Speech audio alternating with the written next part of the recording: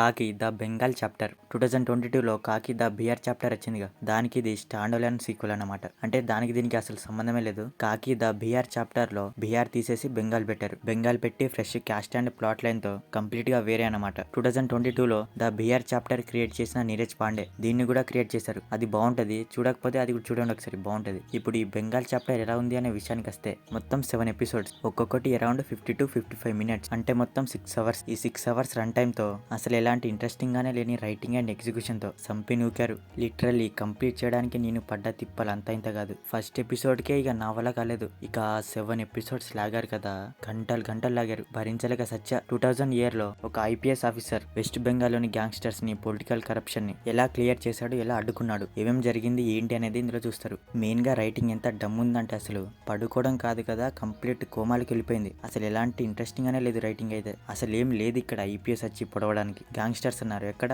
Political corruption అన్నారు ఎక్కడ, ఏంటో మరి వాళ్ళకి తెలియాలి. అసలు బీహార్ చాప్టర్ రైటింగ్ అంటే గ్యాంగ్స్టర్స్ అంటే ఇందులో ఏముంది, ఏదో పబ్జి గేమ్ లాగా రోడ్ మీద ఒక పోలీస్ ఆఫీసర్ అయిన డీసీపీని కాల్ చేసి చంపేసి వెళ్ళిపోతే ఏమి తెలియనట్టు బయటే తిరుగుతుంటారు. ఎవడికి వాడు వానికి ఇష్టం వచ్చిన వాడిని చంపేస్తూ ఉంటాడు. ఐపీఎస్ ఆఫీసర్ అంత ఈజీగా పట్టుకుంటే రన్ టైం రాదు కదా. రన్ టైం రాదని బయట విచ్చలవిడిగా తిరిగినా కూడా ఎవరిని పట్టుకోడు అన్నమాట. మరి టూ మచ్ ఇల్లాజికలెస్ గా ఉంది రైటింగ్ గానీ ప్రొసీడింగ్స్ గానీ. పేరు బాగా, అతని పెద్ద గ్యాంగ్స్టర్ అంట, వాడిని అంత ఈజీగా చంపేశారంటో మరి. అసలు ఎలాంటి క్యూరియాసిటీ బిల్డ్ చేయలేదు రైటింగ్ అయితే. ఒక పర్టికులర్ వే ఉండదు, కాసేపు అదంటారు కాసేపు ఇదంటారు. అర్జున్ మైత్రా క్యారెక్టర్ చూసి ఫస్ట్ 2 ఎపిసోడ్స్ చూసి ఈ క్యారెక్టర్ బాగుంది అనుకున్నాం, కానీ వెళ్లే కొద్ది అది కూడా దొబ్బింది. ఒక్క క్యారెక్టర్ కూడా ఇంట్రెస్టింగ్ గా లేదు, రాయలేదు. ఫుల్ బోరింగ్ గా డెడ్ స్లిప్ ఉంది సిరీస్. ఆ యాక్షన్ కూడా అస్సలు బాలేదు. ఏదైనా ప్లస్ పాయింట్ చెప్దామంటే సిరీస్ లో ఏం లేదు. అన్ని లాజిక్లెస్ గా ఉంది, రైటింగ్ నుంచి ఎగ్జిక్యూషన్ నుంచి స్క్రీన్ ప్లే వరకు. పర్ఫార్మెన్స్ విషయానికి వస్తే ఎవరి యాక్టింగ్ కూడా పెద్దగా బాలేదు. అందరు కూడా ఏదో సోసోగానే చేశారు. కొందరి యాక్టింగ్ అయితే అస్సలు బాలేదు. సినిమాటోగ్రఫీ కూడా అస్సలు బాలేదు.